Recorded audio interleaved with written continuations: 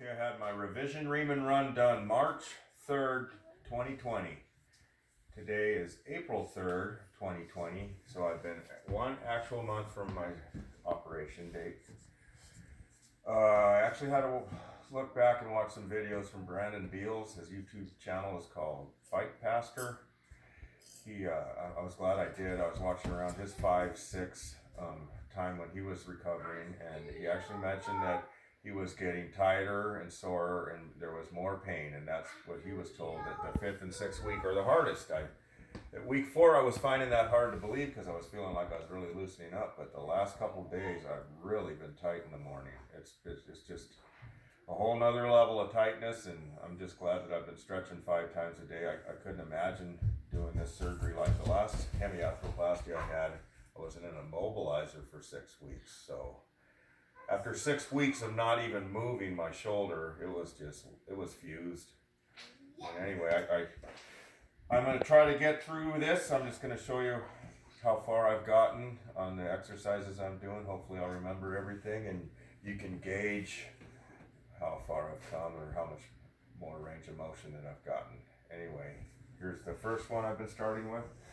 I'm actually trying to hold my subscap while I do it because it wants to flare out.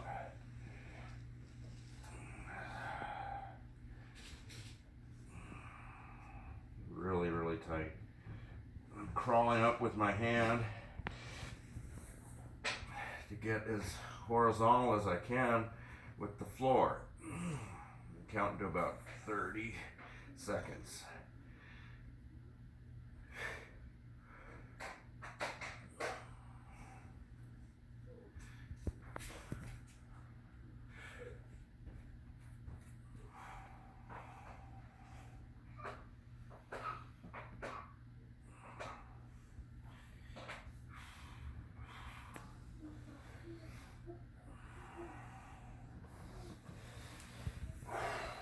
Now the last couple days waking up, I've literally had to cheat doing this by standing up a little to get the full range of motion at the top, and it hadn't been like that till just the last couple days. So it's strange. I'm trying to keep on the 8 hours sleep and then immediate stretch in the morning, so I go to sleep around 8. I'm getting up around 4. I might be like 8.5 hours into it. I don't think a half hour is going to make that big a difference, but I'll show you where I'm at and what I have to do to get the range of motion. I know that it's crucial right now for me to get all the range of motion I can. The doctor told me that I'm going to get what I get in I think he told me 4 to 6 weeks after my surgery. So the stretching is just, it has to be done, as painful as it is. I got to work through it. I want to be able to use my right shoulder like a normal shoulder. That's what I'm shooting for anyway. So I'll show you what I have to do, and maybe if you just had this surgery, you can think of doing this too. I'm learning all kinds of ways how to cheat to get the range of motion that I need and then holding it at the top. How I get there, I don't think is near as important as getting the full range and then holding it. So here I go. I'm gonna start pulling my arm up, and I'll stand a little, get this to where I want it, and then I'm gonna do, oh, it's tight. Sit back down, watch the clock. It's literally, I'm shaking, it hurts.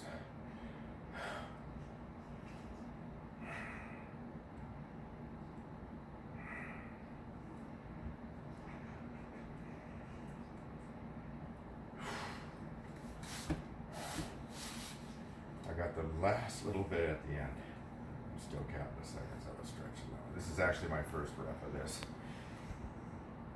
They get easier towards 3, 4, and 5. Okay. I've been forgetting to put this one in and going right to the other routine, but I've been doing a side lateral stretch too. After my front, I do a side, and this one's really torqued. So I'm actually using the door handle because it tends to make me want to lean away from the pulley by pulling myself up. So it's holding me in place, and I'm thinking about leaning into my right side.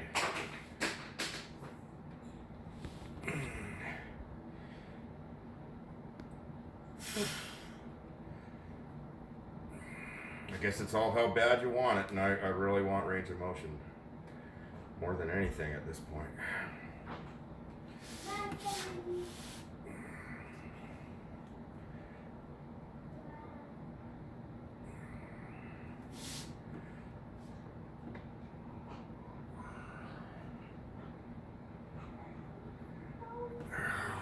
Okay, one other thing I learned is when I was going from my front pulley workout to my side pulley workout, then I was going to laying on the floor, I found that it's easier for me to do just one more sets of front before I go to the floor routine, so I just thought I'd mention that. Yeah, I try to lift my arm up one more time and see how much easier it is already, because after doing 2.5 minutes of the other stretch, it seems like the front one, I lose all range of motion that way. So I'm just actually warming up again for the floor position. Yes. All right, this is the supine exercise on my back on the floor. This was the one that was the hardest. It's still very difficult. I was communicating with my doctor through email, and he told me to try to find something I could actually hold underneath, like a couch or a leg. And so now I have a new way of doing this. Super painful. I'm still having to cheat, but I do get my butt back on the floor after I go through it. So here we go. I'm pulling out, and I noticed keeping it more to my side is less painful than coming like over my head. I want to be like as parallel, straight up and down this way and this way, if that makes any sense. So I'm pulling her back, I'm actually arching, and I'm getting my hand underneath there, and then I'm putting my butt back down, and then I'm making my count.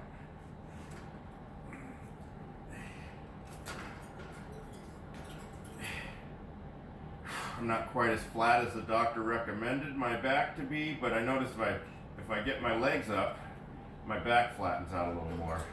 This is my second routine today, and it's 10 times easier than it was from the first one I did this morning.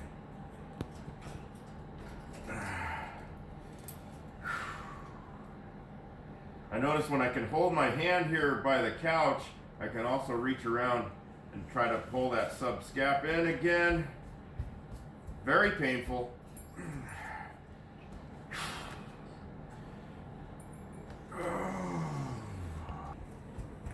This exercise is the one that I've really noticed the gain on. I was looking at the first time I did the exercise on YouTube. I can't remember what. I didn't actually start with doing this one. I think it was my second or third routine, maybe a weekend. So I'm trying to get it 90 degrees here with my body, my arm, and then as flat, straight up and down as I can, like parallel. I'm bringing this up, and I kid you not, my first couple times I was like that. But now it's starting to swivel pretty good. It probably swivels as good as my left arm, to be honest with you. I've never really tried doing this until after this surgery. So, and I hold this for a 30 count.